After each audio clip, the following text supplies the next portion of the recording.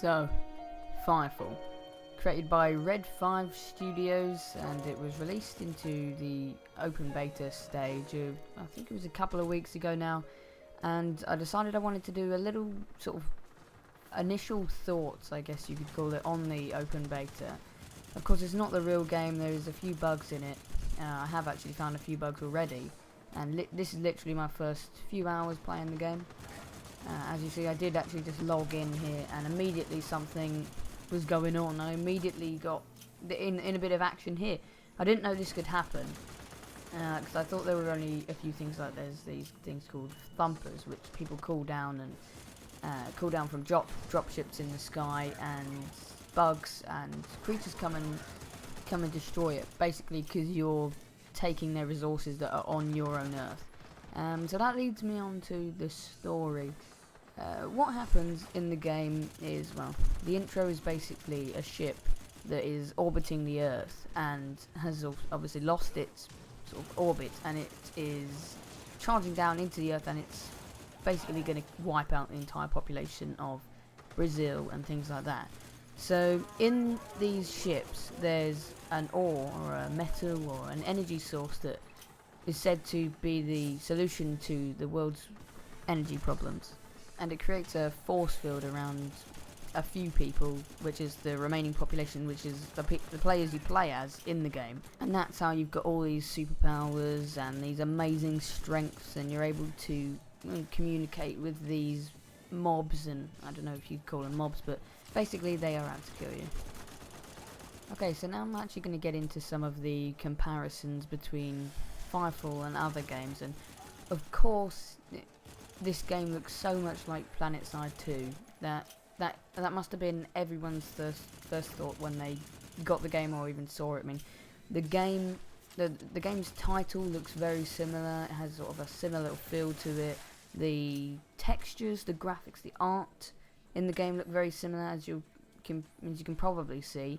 Apart from it looks a bit more first-person shootery and a bit not so much a free roam like Planetside 2.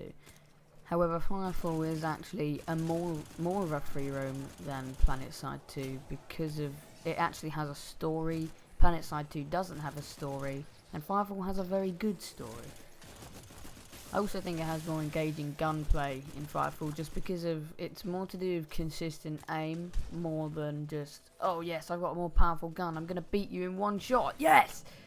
You know, so I think that's what I prefer. I mean, I was a COD fan, and obviously COD is a very one-hit kill game compared to other shooters like Battlefield and CSGO and, well, the Counter-Strike series maybe.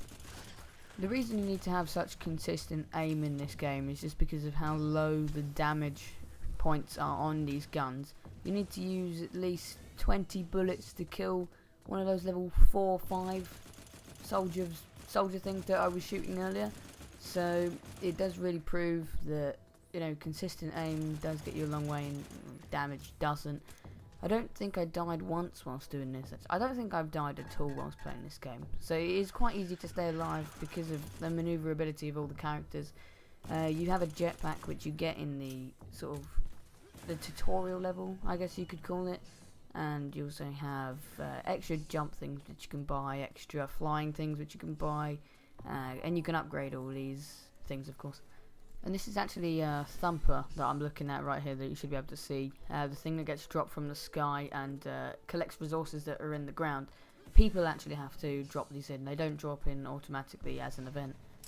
But you can actually treat it like an event. Like I had about 10 other people working with me a couple of days ago when doing one of these. It does really help because there is a status bar which you can see, which is currently on about 80%, and that goes down, and as that goes down you get less and less resources. It goes down when they get hit by bugs, so you have to basically kill the bugs as soon as possible before they get to the thumper, and once you've completed it, it flies off, the thumper flies off into the back to the ship, and all the players that have participated get a certain amount of points and resources depending on how much they contributed. And you can use these resources for things like upgrading once again, and also trading and buying, I believe. I haven't done any of that yet because that was actually part of one of the bugs I found before. a huge part of any MMO and FPS MMO game is actually the customization.